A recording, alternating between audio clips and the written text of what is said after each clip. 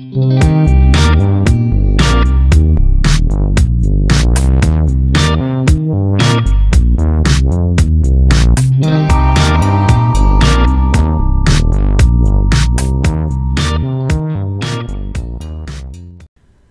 queridos internautas, hoy iniciamos una segunda etapa de Etnográficas, Cultura y Vida Cotidiana, un programa que nos ha acompañado ya desde hace 2 años, y para ello, para iniciar esta nueva temporada, me acompaña mi querido Alejandro Sotelo. Bienvenido. Hola Laura, ¿qué tal? ¿Cómo estás? Buenas tardes. Hola a todas y a todos. Pues nada, con la intención de que Etnográficas, en esta nueva aventura que vamos a emprender en los medios digitales, con nuestro canal de YouTube, nos permite una experiencia más cercana, ¿no? Sí, justo uno de los objetivos de esta aventura es poner sobre la mesa temas de la vida cotidiana, temas que tienen que ver con nuestra sociedad, con nuestras ciudades, con nuestras vidas cotidianas, pero a la luz de lo que platicamos nosotros desde la antropología, con la intención no solo de poner estos temas en la mesa, sino de interactuar con todas las personas que gusten acompañarnos. Y justo esa esencia que tienen Etnográficas es que esas cosas que platicamos de la vida cotidiana las retomamos a partir de la experiencia de los habitantes. Justo, ¿no? Esa es la principal idea. De lo que ellos viven caminando las calles, yendo a los mercados, de lo que ellos viven en los procesos electorales, en lo que ellos viven con los gasolinazos, es decir, desde la experiencia de habitar. Efectivamente. Que es lo que nos articula en torno a estas conversaciones que iremos teniendo. Y para ello, el día de hoy, nuestro primer tema será en torno a estas nuevas formas de movilidad que los sistemas BRT articulados instauraron en México y particularmente en la ciudad de Puebla con su llegada, ¿no? Sí. Y justo respecto a la implementación de las nuevas formas de transporte público, queremos poner la idea de la movilidad urbana en sus múltiples dimensiones, considerando experiencias de usuarias y usuarios de la ciudad de Puebla a partir de la implementación de las diferentes líneas de la red red urbana de transporte articulado. Justamente. Que esta red urbana ya tiene 3 líneas funcionando en la ciudad de Puebla, pero me parece importante hacer como un breve contexto de dónde nos viene esta modalidad, ¿no? Y esta modalidad se desarrolla en los años 80 en Europa. Por su nombre en inglés es Rapid Bus Traffic, un transporte, un autobús de tráfico rápido, ¿no? Que tiene un flujo más acelerado que el tráfico normal. Y de ahí que su estructura tenga estos carriles confinados, estos circuitos determinados para su circulación, para acelerar el tráfico y con ello, en la teoría, acelerar los tiempos de traslado de los habitantes. Claro, yo me permití traer aquí una investigación que se está llevando a cabo por parte de la antropóloga Celeste Fuentes, y ella está haciendo una investigación sobre los recorridos que mujeres de diferentes estratos socioculturales tienen, cómo ha cambiado su percepción a partir de la implementación específicamente de la línea 2. Y en esta investigación, la antropóloga Fuentes nos plantea la idea de que este esquema, este modelo de Bus Rapid Transit, fue un modelo establecido en Curitiba, en Brasil, y que diferentes ciudades latinoamericanas hemos adoptado e implementado a partir de ciertos coyunturas políticas. Exactamente, ¿no? Colombia con el Transmilenio, lo hizo Ecuador, Bolivia, Guatemala y México recientemente. Y en ciudades mexicanas como Monterrey, Veracruz, Querétaro, Pachuca, entre otras, Ciudad Juárez, Guadalajara, entre otras. Acapulco, que ahora ya se llama el Acabús. Y bueno, este advenimiento trae consigo múltiples cosas. Sí. ¿No? Tanto como causa como consecuencia. Okay. Como consecuencia, pareciera que es el resultado de las nuevas tendencias de gestión pública a nivel municipal que se está llevando a cabo en ciudades en procesos de metropolización, ciudades medias de provincia, y que tienden a masificar sus procesos de transporte, no solo en términos de desplazamientos físicos, sino también en términos de la gestión de las licitaciones, las concesiones, para agilizar procesos no solo físicos, sino también políticos. Justo. Ahí fíjate que hay una enorme contradicción entre la esencia del diseño de este sistema y cómo se ha implementado, al menos en el caso mexicano. Claro. No, porque en la teoría se busca que este autobús de tráfico rápido genere procesos de desarrollo orientados al tránsito. Es decir, que el troncal y sus terminales sean elementos de motivación del desarrollo urbano.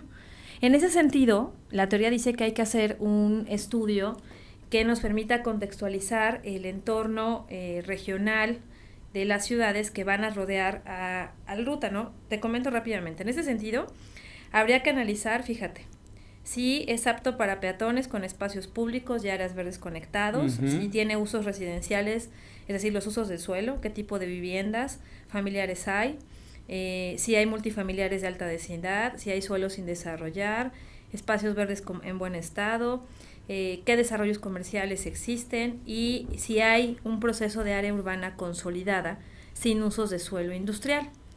Y aquí, para al menos el caso poblano, parecería que se hace al revés, ¿no?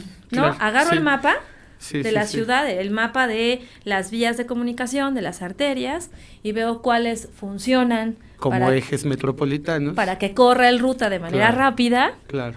Y voy y lo diseño y empiezo entonces a trastocar, a afectar las movilidades que ya existían, porque no se hace este análisis de desarrollo orientado al tránsito. Justo, y un poco a lo mejor para ubicar a nuestros y nuestras internautas, en la antropología social y en otros ámbitos científicos, en la geografía, en la política, pero también en la física, en la geometría, la idea de movilidad tiene que ver con múltiples niveles y escalas. Justo. Por un lado tenemos la idea física, concebir la movilidad como el traslado de A a B, ¿no? Pero también está la idea de múltiples escalas de la movilidad en términos económicos, simbólicos, culturales. Incluso partimos de un hecho antropológico indudable. El ser humano es un animal que se desplaza. Sí. Que se desplaza por periodos, se desplaza ritualmente, se desplaza por trabajo, pero también religiosamente.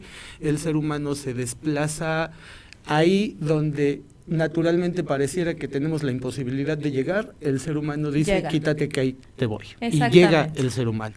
Entonces, de entrada, concebir que la movilidad no solo es inherente a la configuración social del humano, sino que incluso es un derecho. Exactamente. Entonces, concebimos aquí un modelo de movilidad que va de procesos físicos metropolitanos, pero que trastoca otras dimensiones de la movilidad de los seres humanos. Y que estas otras dimensiones no están consideradas cuando se implementan estos programas que van a transformar la lógica de la movilidad, es decir, cómo nos movemos, para qué nos movemos, a dónde vamos, en qué horarios. Y justo el objetivo del día de hoy, el ejercicio que quiero que desarrollemos es poner sobre la mesa la implementación de las líneas del ruta aquí en la ciudad de Puebla a la luz de las experiencias de algunos usuarios que me permití entrevistar en esta semana, porque cuando hablamos de cómo el cambio del transporte público incide en el cambio de múltiples ámbitos de la vida de la persona, no solo tiene que ver con el precio del pasaje, el tiempo, tiene que ver con cómo percibimos el tiempo en sí mismo, cómo percibimos el espacio, cómo concebimos lo lejos, lo cerca, lo peligroso, lo conocido, lo desconocido. Y creo que seguimos en la ciudad de Puebla en un proceso de reubicarnos en nuestra propia ciudad.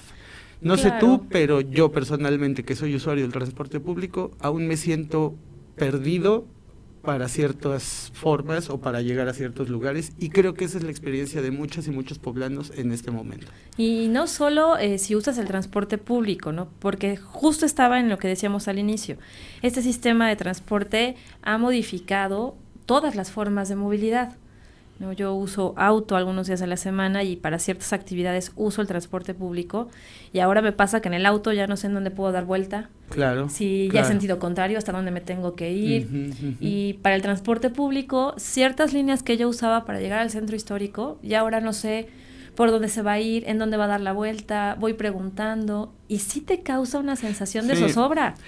Voy a leer un pedazo de esta investigación. Dice: han emergido nuevas formas de significación y de interpretación de la movilidad cotidiana por parte de habitantes usuarios, y esto emerge principalmente porque el transporte público no es una simple herramienta de desplazamiento.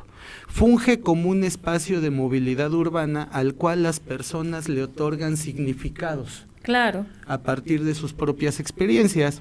El transporte público no es un espacio físico motorizado en sí mismo. Ni fugaz, ¿no? No, es un espacio social, efectivamente, es un espacio relacional, es un espacio evocado, es un espacio practicado, es un espacio enunciado, pero la forma en la que se implemente o la forma en la que se trastoquen las modalidades de movilidad va a trastocar en la forma en la que significamos, practicamos y nos relacionamos en el transporte público. Y estoy específicamente hablando de prácticas como hablar por teléfono, dormir, comer, echar novio, ponerte tus audífonos, recargarte en la ventana, quedarte dormido. Efectivamente. Sí. Justo, platicando con muchas personas, ahora hay miedo de quedarse dormido en el transporte. Sí, porque quién sabe cuando abra los ojos de dónde estoy.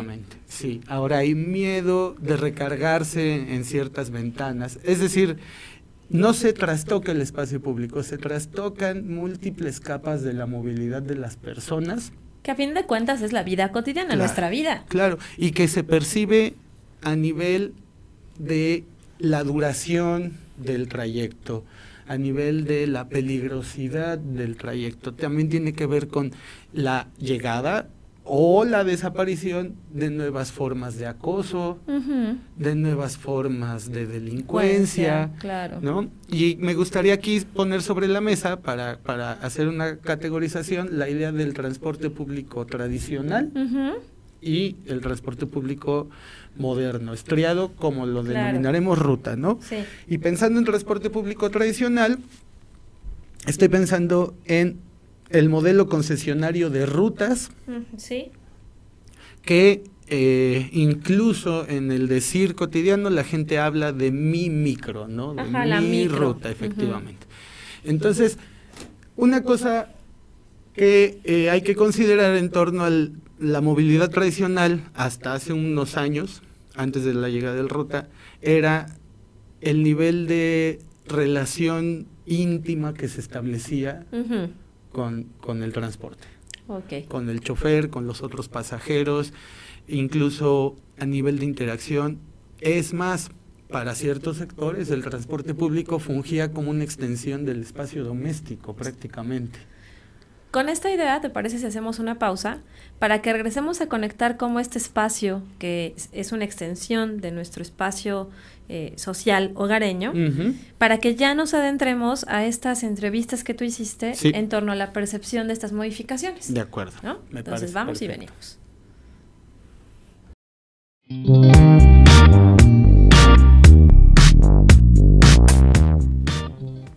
Y pues ya regresamos de nuestro brevísimo corte para ya entrar precisamente a este ejercicio que hiciste tú, de recoger con dos usuarios, uno más intenso, otro más esporádico, del sistema ruta en su nueva línea, la 3, que además ha sido como más comentados las afectaciones que en las otras dos. Ya con estas reflexiones que empecemos a escuchar por parte de estos usuarios, tú nos comentarás por qué se ha posicionado tanto la incomodidad con la ruta 3 en específico. Claro. Yo creo que también tiene que ver con, como comentabas tú hace rato, con los ejes metropolitanos, ¿no? Creo que hay ciertos ejes metropolitanos en Puebla que le dan sentido y cuadratura a la ciudad completa, la 11 Sur y el Boulevard 5 de Mayo. Sí. Entonces yo creo que al momento en el que a las y los poblanos nos trastocaron esos ejes metropolitanos, nos trastocaron las dimensiones espaciales de la ciudad misma. Sí, exacto.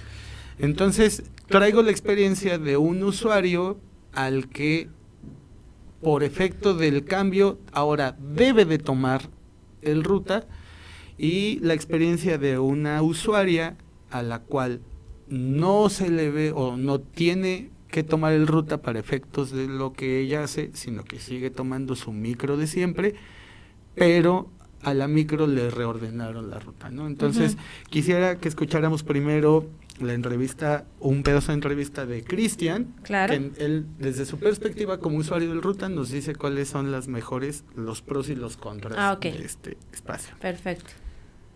Sebastián, así tal cual, va. Pero yo pienso que sería más que nada el tiempo, o incluso el costo, ¿no? Porque pues costaba 6 pesos y ahorita cuesta 150. Yo no me puedo quejar del costo porque a mí me cobran 4 pesos por usar. Entonces eso pues para mí me beneficia mucho, ¿no? O sea, incluso yo me vi un poco beneficiado con la nueva ruta que abrieron, porque ya puedo llegar yo en el ruta con 4 pesos a la escuela. Sí, es un poco complicado porque tengo que transbordar, e incluso el camión que va del centro para Valsequillo, pues sí tarda un poquito, ¿no? Esa sería, yo creo que la mayor dificultad que le vería, que no hay tantas unidades para abastecerse y el tiempo, pero el costo, a mí como universitario en lo particular, pues no puedo quejarme. Entonces tú sí le ves como ventajas, pues. Sí, o sea, yo sí tengo ventajas, pero sí, como digo, o sea, porque soy estudiante, pero pues si fuera un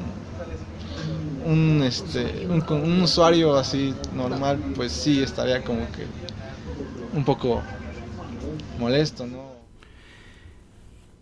Y quiero que escuchemos a Perla. Sí. ¿De qué manera? En el tiempo y los lugares y el peligro. ¿Por qué? A ver. Porque ahora, bueno, primero en los tiempos, porque las micros dejaron de pasar a como acostumbraban pasar, en el tiempo que pasaban. Y otro era los lugares, porque ya no pasan por donde tú pensabas o tenías claro que pasaban. Y la inseguridad, porque ahora todas las micros pasan por una sola calle, y pues ahora ya es como, tan solo en donde yo vivo, por el ecológico, ahora ya todas las micros quieren pasar y ya se volvió como un lugar Con inseguro. estos dos testimonios, me gustaría plantear la idea del cambio en la percepción, ¿no? Que también, evidentemente, podemos pensar ciertas variables, el estrato socioeconómico, el lugar donde se vive, el género, ¿no?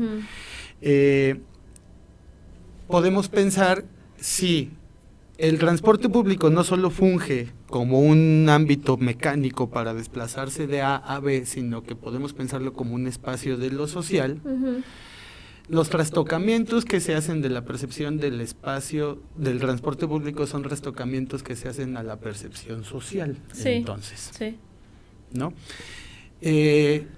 Tan solo la idea de que ahora todas las micros tradicionales tengan que pasar por una misma calle y que solo los ejes metropolitanos, sea el Boulevard, la Diagonal o la 11, se vuelvan exclusivos para el ruta, trastoca la percepción entre lo que en la geografía se le puede llamar como los espacios anteriores y posteriores, claro, de lo social, ¿no? Lo que está como a la luz de todos, a la vista. Y lo que ya es parte del sujeto. Efectivamente, y lo que está por detrás que no se ve, ¿no? Entonces, sí queda como esta percepción de que el transporte tradicional quedó al margen del ruta, como un espacio anterior, digamos, a la movilidad, ¿no?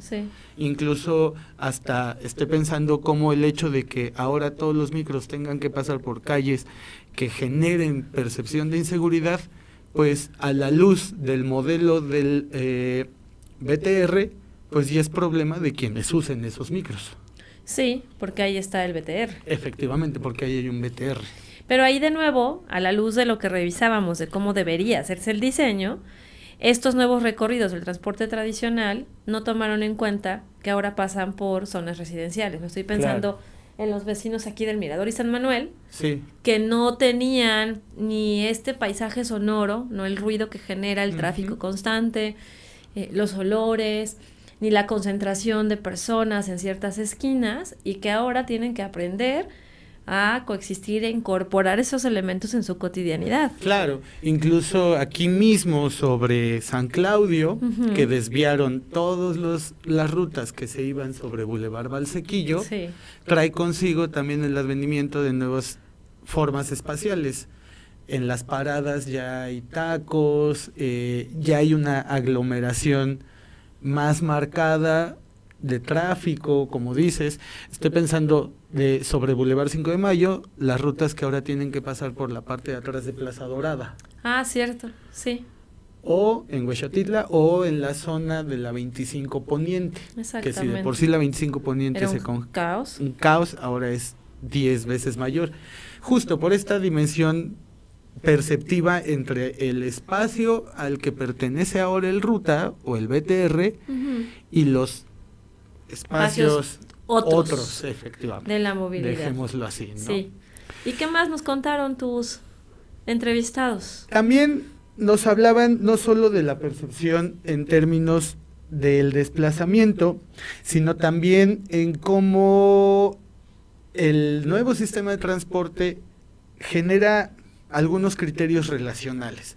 Por ejemplo, el uso de la tarjeta. Ajá, sí. ¿No? Esta cuestión de usar la tarjeta se ha vuelto como para mí, yo lo entiendo como una forma a lo mejor de despersonalización en términos del pasaje, ¿no?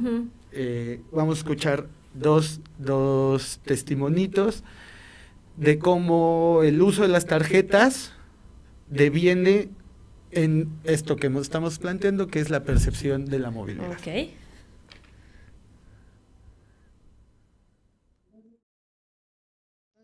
A mí no, yo no quería formarme, o sea, iba a ver la forma de seguir usando las micros, pero no usar el Ruta. Entonces, cuando iba a ir a Los Fuertes, pues no podía porque no tenía tarjeta ni nada. ¿Y cómo le hiciste? Entonces le dije al señor que estaba ahí que pues no tenía tarjeta y me dijo, uy, pues ni modo, tienes que ir a comprarla. Y le digo, ay. Entonces pasó una señora y me dijo, yo te presto mi tarjeta. Ajá. Y yo, en serio, dice, sí, nada más dame lo del pasaje y ya. Me prestó su tarjeta. Pero yo no, ya, o sea, la señora se bajó en donde terminaba la primera línea, no sé, se bajó. Y pues ya no tenía quien pedirle la otra tarjeta para pasarme. Ajá. Y voy a poner otro que es de Cristian.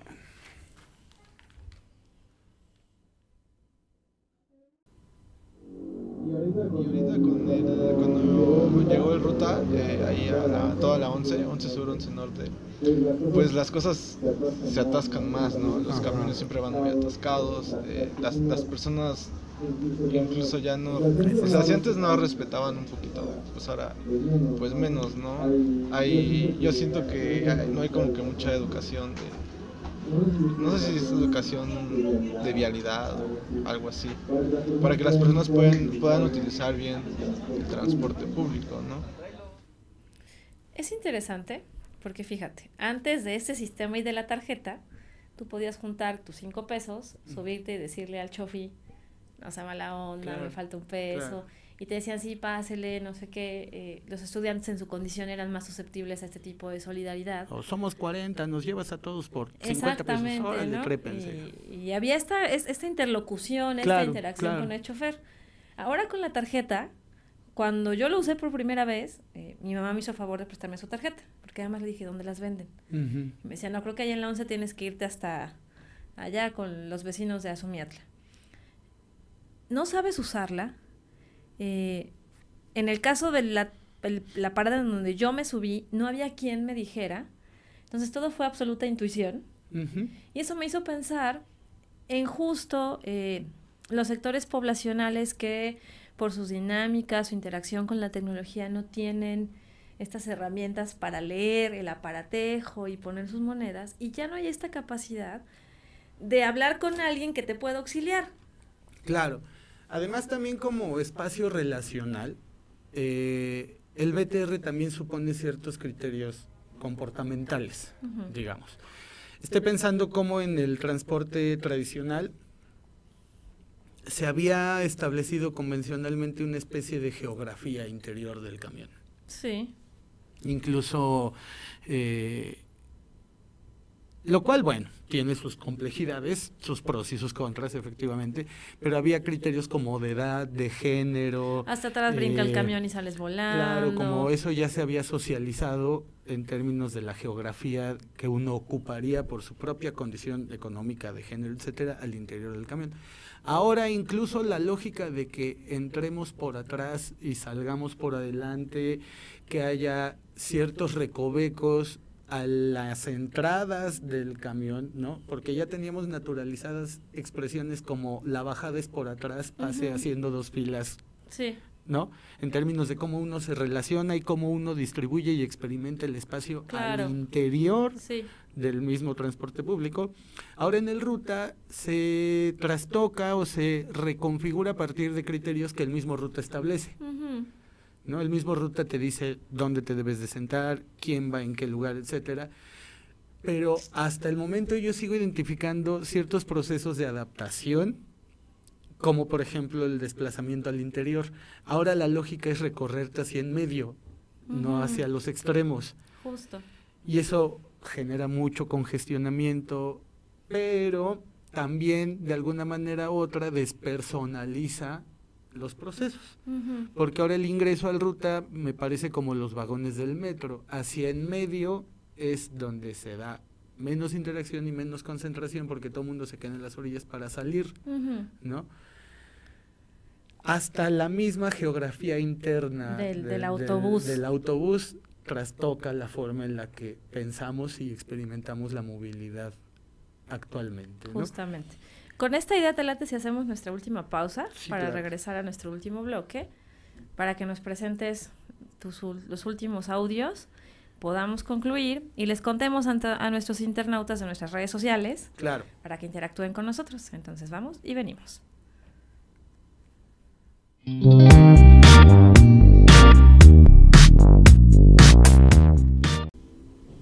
Y pues ya regresamos a nuestro último bloque de Etnográficas, Cultura y Vida Cotidiana, para que nos presentes estos 2 últimos testimonios, que además están muy interesantes, porque nos plantean justo esta dimensión cotidiana del transporte público y queda muy claro que no es un asunto de desplazamiento, claro, sino de apropiación del recorrido. Y otra cosa también a considerar, ya en términos a lo mejor metodológicos, sería la incorporación de otras variables, variables de corte cualitativo para efectos de las planeaciones urbanas, ¿no? Claro.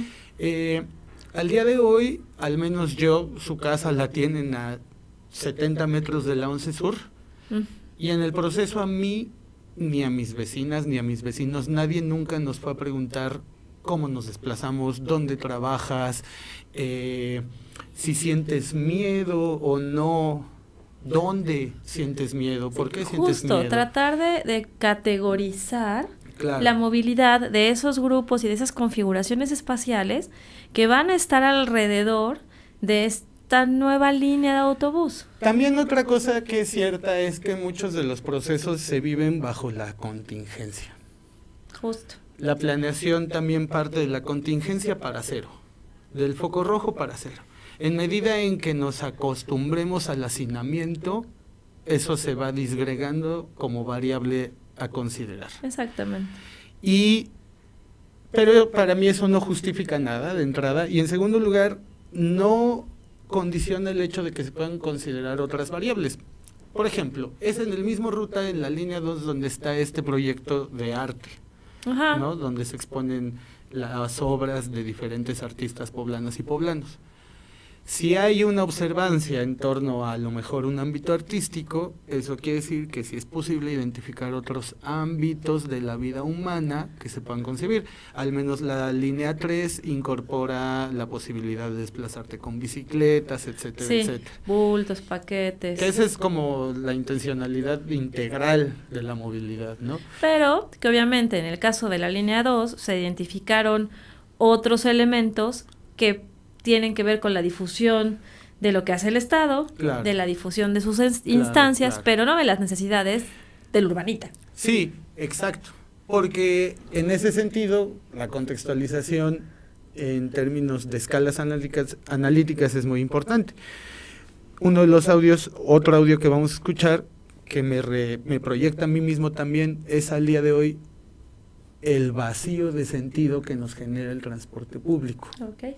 Porque las y los usuarios tenemos un vacío de tiempo, de unidades, de lugares. Sí. No sabemos si va a pasar o no, o a qué hora va a pasar. a qué hora va a pasar. También no sabemos si nos tenemos que regresar 3 o 4 estaciones para poder tomar el otro. Vamos a escuchar esto. Es que ya no sé, o sea, ya no sé realmente a qué hora va a pasar la micro, porque cambia su horario. O sea, eso sigue siendo hasta el día de hoy. No sí, sabes, no sé, entonces lo que intento es como más o menos ver si a tal día pasó, no sé, una 10, a lo mejor mañana va a pasar una 20 o antes. Y este otro, que es el de...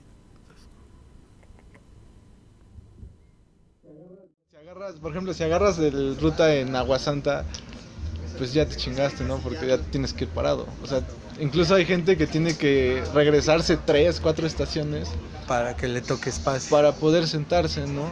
Eso sí ha cambiado mucho, porque antes había tantas rutas que pasaban cada 5 minutos. Entonces, pues ya no importa si se te iba a una tercera y cuarta, ya agarrabas la siguiente. Justo.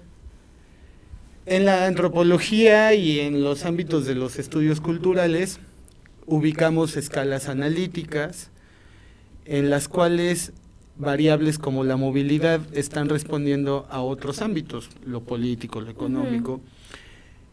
Para nosotras y nosotros, la variable cultural también establece las formas en las que la persona no solo va a hacer uso del transporte, sino la forma en la que la persona va a establecer los criterios de percepción de la distancia, del tiempo, del espacio, hasta la seguridad, la inseguridad. Sí, llamémosle la economía de la vida cotidiana. Claro, efectivamente.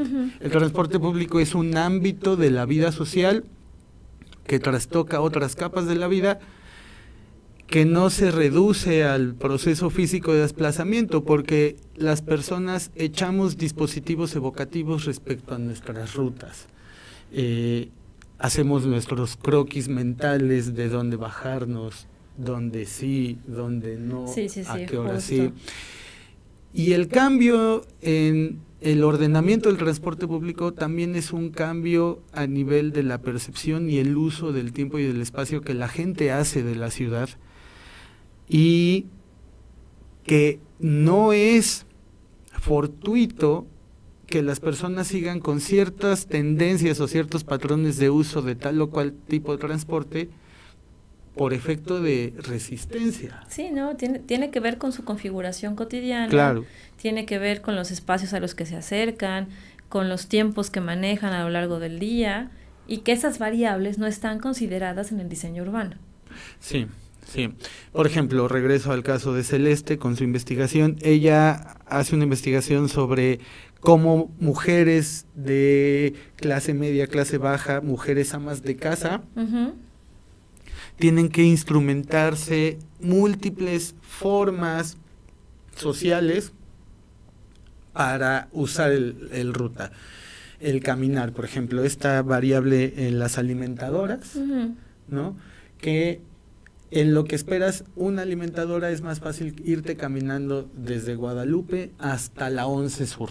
Y ya llegas ahí al paradero. Claro. Pero la variable es, como tú dices, como metieron estas rutas en espacios que son habitacionales, etcétera, ahora la gente no sabe por qué calles meterse, en qué calle va a salir, y esto supone la forma o estrategias de reconfiguración para ir al mercado, a la tienda, por la despensa, a la consulta. La verdad es que el trastocamiento de una variable de movilidad es el trastocamiento de múltiples capas de la vida social. Justamente. No, pues vaya el programa de hoy para que lo compartamos en donde podamos y nos lean nuestros gobernantes, los tomadores de decisiones, nos escuchen, nos vean y se den cuenta que la planeación urbana es algo más que el mapa, claro, como escala, claro, y que la obra pública. como negocio. Claro, y aparte que los indicadores de gestión deben de despriorizar a la movilidad motorizada como protagonista, porque si bien el ruta aligera procesos de movilidad física a nivel masivo, también es cierto que esa movilidad es de propulsión humana, de personas que usamos los pies para movernos. Entonces no es nada más instrumentar las estaciones de los ejes metropolitanos. Es que hay que analizar esa estación, está por donde antes caminaban todos y cruzaban la avenida. Estoy pensando en la troncal que se hace con la línea 2 para ir hacia la Capu.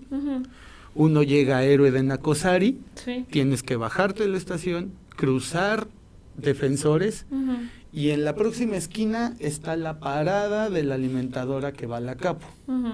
Bueno, en esa parada es una esquina X con un letrero, y aparte otra cosa, que es un tema por supuesto, las personas que trabajan en el sistema ruta están en condiciones paupérrimas, las tienen en bancos, entonces hay un checador, una checadora en esa esquina, y ya.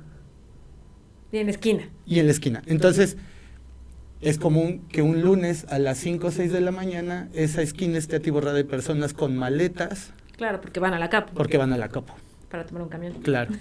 Todo el día, todos los días, todas las horas. Y no se pensó en la infraestructura para ese tipo de personas que van a esperar. Lo único que se instrumentó fue la parada de Nacosari y el paso peatonal con semáforo peatonal para cruzar Defensores. Pero una vez que cruzas, pues a ver cómo una vez que maleta. Cruzas, estás a expensas de todo. Lo que sea, claro. Entonces, no solo es una cuestión de movilización de miles de personas físicamente en un eje metropolitano, es la instrumentación social, estructural de todo el proceso.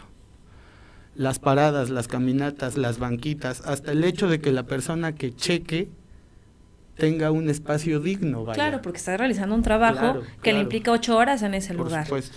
No, pues en ese sentido, Ale, yo te agradezco mucho la reflexión que nos trajiste hoy de lo que sucede cuando hacemos nuestros ejercicios de movilidad. Claro. A esa escala, ¿no? No como desplazamiento, no como uso fugaz de una red de transporte, sino lo que esto implica en nuestra vida cotidiana. Sí, y también considerar que la movilidad va de muchas cosas. No solo es cómo uno se mueve en la ciudad, sino cómo uno percibe y construye la idea de tiempo, espacio. La realidad misma está anclada a las formas en las que nos movemos. Claro. Pues nada, queridos internautas, ahora desde YouTube nos vamos a estar viendo cada 15 días con estos ejercicios, y para eso están nuestras redes sociales, Etnográficas, Cultura y Vida Cotidiana en Facebook, Etnograph, Gestión y Cultura AC en Facebook. Escríbanos, cuéntenos sobre qué prácticas quieren que platiquemos, qué tipo de invitados quieren que tengamos, a qué tipo de actores sociales quieren que nos acerquemos. Sí, y que le den compartir y suscribir y comentar y todo. Y pues nada, los esperamos aquí dentro de 15 días para seguir compartiendo cosas de la vida cotidiana. Adiós. Adiós.